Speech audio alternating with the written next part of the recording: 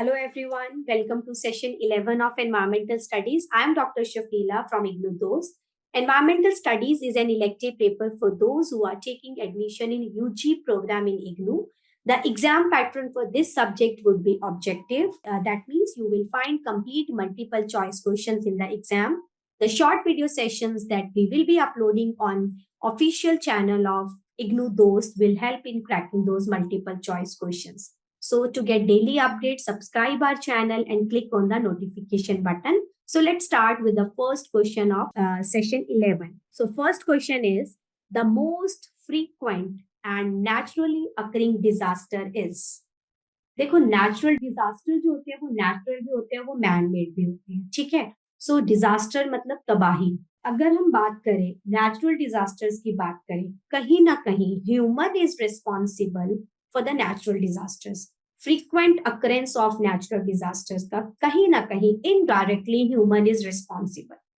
We are exploiting environment, हम लोगों ने हमारे एनवायरमेंट को इतना डिटीरियोरेट कर दिया, इतना एक्सप्लॉइट कर दिया कि जो नेचुरल डिजास्टर्स हैं उनकी जो फ्रीक्वेंसी है वो बढ़नी स्टार्ट हो गई है, ठीक है। सो नेचुरल डिजास्टर्स हैं जो नेचर के कारण होते हैं, ऑटोमेटिकली होते हैं, हम लोगों का रोल नहीं है, but because of human interference, because of deterioration of environment, हम लोगों के कारण जो नेचुरली अकरिंग डिजास्टर्स हैं उनकी फ्रीक्वेंसी जो है कहीं ना कहीं बढ़ गई, ठीक है। सो आपको ये बताना है कि इनमें से जो आपको 4 ऑप्शंस दी गई हैं उनमें से सबसे फ्रीक्वेंटली कौन सा नेचुरल डिजास्टर हो रहा है। So first option is drought, that is सूखा पड़ जाना। Second option is tsunami, tsunami this occur in water, पानी की लहरों के कारण, हैवी वेव्स के कारण जो सुनामी मतलब पानी में जो तुम कह लो कि तबाही होती है, tsunami because of heavy water waves. Then flood, we all know. Then earthquake, भूचाल, ठीक है। सो बाढ़ आना, फ्लड, अर्थक्वेक, भूचाल, ड्रॉट, सूखा पड़ना या फिर सुनामी आना, इन चारों में से कौन सी नेचुरल अकरिंग डिजास्टर सबसे ज्यादा सबसे जल्दी हो रहा है, मतलब फ्रीक्वेंटली हो रहा है। So answer is flood. So इसका जो करेक्ट आंसर है दैट इज सी, सबसे ज्यादा जो तेजी से या बार बार फ्रीक्वेंटली हो रहा है, so that is flood. Second question is the worst, सबसे बुरा natural hazards in the tropics are, ठीक है। सबसे बुरा नेचुरल हैजर्ड ट्रॉपिक्स में कौन सा है। देखो tropics, we have already discuss this term in one of the previous sessions. Tropics are the areas which are near equator. Equator होता है, हिंदी में इसको बोलते हैं भूमध्य रेखा, ठीक है। सो ट्रॉपिक्स ऐसे एरियाज हैं जो भूमध्य रेखा के पास है, भूमध्य रेखा के पास है, इक्वेटर के पास है, तो that means these are the warm areas, temperature is comparatively high, ठीक है। सो हमें बताना है कि इनमें से कौन सा नेचुरल हैजर्ड जो है वो ट्रॉपिक्स में होता है, worst natural hazards in the tropics. So tropical cyclone, cyclones क्या होते हैं, they again happens in water. Cyclone for example hurricanes या फिर typhoon, so these are the cyclones जो कि they are at the they occurs in the centres of low pressure areas, ठीक है, जहां पे लो एटमॉस्फेरिक प्रेशर होता है, वहां वो इसका सेंटर होता है। सो साइक्लोन्स का जो सेंटर है are the areas which are having low air pressure, ठीक है। So low air pressure are the centres of the cyclones. So cyclones जो है tropical cyclones, they are the natural hazards which occur in tropics. Tsunamis, tsunami की बात करें, again ये अभी हमने फर्स्ट क्वेश्चन में डिस्कस करा। So tsunami it happens in water because of the waves, heavy waves of the water. Floods, ये बाढ़ आना। तो हमें बताना है कि ट्रॉपिक्स में इनमें से तीनों में से वर्स्ट नेचुरल हैजर्ड कौन सा है। The worst natural hazard is cyclone. So cyclone, I believe आप लोगों ने इसको कभी देखा होगा इंटरनेट पे या कभी मूवीज में। सो साइक्लोन इट इज लाइक ऐसे घूमना, ठीक है, साइक्लोन ऐसे घूमता है। साइक्लोन तो they happens in water only, ठीक है। So tropical cyclones are the worst natural hazards in the tropics. So answer इसका क्या है, सेकेंड क्वेश्चन का answer is tropical cyclone. Clear? Coming to the next question, UNCED, we have already discussed this term. What is UNCED? ठीक है। So जिन्होंने already मेरे previous session सुने हैं, they must know what is UNCED। अपना एक बार test कर लो कि whether you know this term or not, because this term is important. ठीक है, so UNCED, अब हम लोगों को बताना है कि UNCED का फुल फॉर्म क्या है. UNCED स्टैंड्स फॉर, ठीक है, मैंने ये भी बताया था UNCED का दूसरा नाम क्या है, UNCED है क्या, ये कहाँ पे हुआ था या कब हुआ था, ये सब हम लोग ऑलरेडी डिस्कस कर चुके हैं. But let me tell you again, full form of UNCED is United Nation Conference on Environment and Development. So according to the options, so answer is B. United Nations, UN's Conference on Environment and Development is UNCED. अब next MCQ करते हैं जो already हम लोग कर चुके हैं. UNCED is also known as Earth Summit. UNCED को हम अर्थ समिट भी बोलते हैं. अर्थ समिट कब हुआ था? 1992 में हुआ था. कहाँ पे? Rio de Janeiro in Brazil. 1992 Rio de Janeiro on या from 3rd to 14th of June. ये किस कंटेक्स्ट में हुआ था? On the 20th anniversary of first conference on human environment, which was held in 1972 in Stockholm, Sweden. So learners, please note, then इस question में I am telling you so many MCQs. क्या क्या बताया? Full form of UNCED, that is United Nations Conference on Environment and Development. The second name of UNCED is Earth Summit. Earth Summit, it happened in 1992 from 3rd to 14th of June. Earth Summit जो है, it happened at Rio de Janeiro, that is in Brazil. ये क्यों हुआ था? Earth Summit जो आपका है, it happened on the 20th anniversary of first conference on human environment, जो first conference on human environment जो थी वो हुई थी 1972 में स्टॉकहोम में, स्वीडन में. ठीक है, 5th जून से वो कॉन्फ्रेंस स्टार्ट हुई थी. Clear? So that was UNCED 20th anniversary of first conference on human environment. अच्छा, UNCED पे हमने और भी क्वेश्चन करे थे. अर्थ समिट के आउटकम्स हमने डिस्कस करे थे. तो I will be telling you 2 outcomes of earth summit. So first outcome is Agenda 21.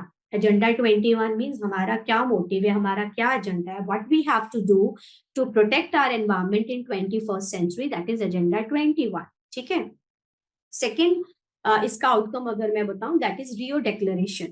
So 2 outcomes of UNCED I am telling you, one is Agenda 21 and one is Rio Declaration. ठीक है. फिर हम लोगों ने इन one of the previous sessions already discuss करा था एक term, that is CSD, commission on sustainable development. ठीक है, CSD जो था, कमीशन ऑन सस्टेनेबल डेवलपमेंट, इसकी कुछ रिस्पॉन्सिबिलिटीज थी. सो क्या रिस्पॉन्सिबिलिटीज थी?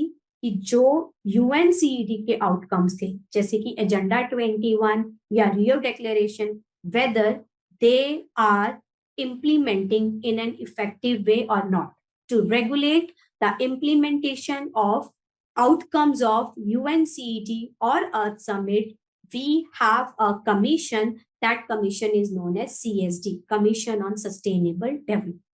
I hope all the MCQs, all the questions are clear to you. So UNCED answer is B, United Nations Conference on Human and on Environment and Development. Coming to the next question, which of the following material is not used in urban housing? And there should be and also a word and it is very energy intensive. ठीक है. So question है कि इनमें से कौन सा material हम urban housing में यूज नहीं करते, जिसको हम यूज नहीं करते, जो कि एनर्जी इंटेंसिव. ठीक है. सो इनमें से कौन सा मटेरियल हम अर्बन हाउसिंग में यूज नहीं करते, and that material is energy intensive. Steel की बात करें, steel we are using in urban housing. Cement very commonly we are using in urban housing. Burnt bricks, हम लोग बहुत कॉमनली ब्रिक्स को यूज करते हैं. सो सीमेंट एंड ब्रिक्स जो है, they are normally used in urban housing. Even nowadays people have started using steel. But if we talk about silver is expensive. First thing, silver is energy intensive. A lot more of energy is required to produce silver. ठीक है. So silver को हम urban housing में use नहीं करते हैं. steel, cement, bricks are being used. See, this question is very easy. Answer is very easy. We all know that silver is used in ornaments, in jewelries. ठीक है? So silver को हम लोग घर बनाने के लिए यूज नहीं करते. But the reason why we are discussing this question, like why silver is not being used. ठीक है? You should know. You must know why silver is not being used in urban housing. So I'm telling you two reasons. One, it is expensive. Second, it is energy intensive. A lot more of energy is required to produce silver. Okay, so answer is D. Next, last question of the session is the worst sufferers of environmental destruction are. Environment destruct हो रहा है, deteriorate हो रहा है, that we all do know. ठीक है, लेकिन सबसे ज्यादा कौन सफर कर रहा है जब आपका एनवायरमेंट डिस्ट्रक्ट हो रहा है? ठीक है, रिच लोग कर रहे हैं, मॉडरेट क्लास लोग कर रहे हैं, मिडिल क्लास लोग कर रहे हैं, या पुअर लोग कर रहे हैं, या ऑल ऑफ अम? देखो, एक सेशन में हम लोग डिस्कस कर चुके हैं are common future, the report given by WCED, कि हम सबका जो फ्यूचर है एटलीस्ट एनवायरमेंट को लेके इस सेम. क्लाइमेट चेंज हो रहा है, ग्लोबल वार्मिंग हो रही है, that is not only for India, not only for US, not only for Canada, it is happening for everybody. ठीक है, सो हम सबका फ्यूचर एनवायरमेंट के केस में सेम है, सब पे सेम इम्पैक्ट हो रहा है, सबका फ्यूचर जो है अल्टीमेटली सेम है. अब नेक्स्ट लाइन में क्या बोल रही हूँ, फ्यूचर सेम है बट किसी पे वो पहले आना है, किसी पे वो बाद में आना है. ठीक है, किसी पे उसका इम्पैक्ट इमीडिएटली होएगा, किसी पे उसका इम्पैक्ट बाद में होएगा, but future is same. Impact environment को अगर तुम डिटीरियोरेट करोगे, it will backlash. Environment will backlash, nature will backlash if you deteriorate it. तो तुम्हें थप्पड़ मारेगी अगर तुम नेचर को डिटीरियोरेट करोगे. बट हाँ, किसी को वो पहले मारेगी, किसी को बाद में मारेगी, किसी पे इमीडिएट इम्पैक्ट होएगा, किसी पे बाद में इम्पैक्ट होएगा. ठीक है, सो हम लोग बात कर रहे हैं कि वर्स्ट सफरर्स जो हैं एनवायरमेंटल डिस्ट्रक्शन के कौन है. सबसे ज्यादा जो एनवायरमेंट डिस्ट्रक्शन का इम्पैक्ट हो रहा है वो किस पे हो रहा है? सो सबसे ज्यादा जो इम्पैक्ट हो रहा है वो पुअर लोगों पे. पुअर लोगों पे कैसे हो रहा है, क्यों हो रहा है? because of the lack of resources, because of the lack of food, lack of the fuel wood. ठीक है, ये सारी चीजों के कारण जो एनवायरमेंटल डिस्ट्रक्शन है उसका जो इम्पैक्ट है वो पुअर लोगों पे ज्यादा है. देखो, हम लोगों ने फॉसिल फ्यूल यूज कर लिए, ठीक है, बिल्कुल खत्म कर रहे हैं हम लोग फॉसिल फ्यूल. ठीक है, डिफॉरेस्ट्रेशन कर दिया तो वुड खत्म होता जा रहा है. सो रिसोर्सेज जो खत्म हो रहे हैं ना, उनका जो इमीडिएट इम्पैक्ट है वो पुअर क्लास पे, फिर धीरे धीरे वो मिडिल क्लास पे जाएगा, ultimately it will reach to the rich class also. But ऐसा नहीं है कि इसका इम्पैक्ट जो वो सिर्फ पुअर क्लास पे ही जाएगा. ठीक है, हम लोग इस क्वेश्चन को कर रहे हैं. अब देखो, सेम कोई भी क्वेश्चन जो है उसके मल्टीपल आंसर्स हो सकते हैं. We tick the answer on comparison basis. आपको कंपैरिजन करना है कि कौन सा हो सकता है. फिफ्थ क्वेश्चन का आंसर जो है it can be all of above. ठीक है, but because of the word worst, अगर क्वेश्चन में वर्स्ट वर्ड ना होता, सिर्फ होता the sufferers of environmental destruction are, then answer would be definitely all of above. But यहाँ पे वर्स्ट सफरर की बात हुई है. सो वर्स्ट सफरर्स जो हैं एनवायरमेंटल डिस्ट्रक्शन के, वो आपके क्या हैं? Those are the poor class. ठीक है, सो पुअर जो हैं they are the worst sufferers. उसके बाद अगर तुम इतनी ही स्पीड पे एनवायरमेंट को डिस्ट्रक्ट करते रहे, it will reach to the moderate class, then to the rich class. Ultimately our future is common. Clear? So answer is C, poor class. So learners who are taking or who have already taken admission in UG or PG program in IGNOU Dost is there to help you. We at IGNOU Dost are providing live and recorded classes. Apart from the live and recorded classes, we are also giving value-added notes. So we are helping the mentees in their exams through Exampedia. A continuous support from the mentors, professional mentors will be there. And those mentors will be helping in completing and submitting the assignments. They will be helping for your career development, for scaling the personal and social development. We at IGNOU Dost believe सिर्फ नाम की नहीं, काम की degree. You can reach us out or through call or WhatsApp on the number given on the screen, that is 7594939297. You can also visit our official website. Thank you. See you in the next session.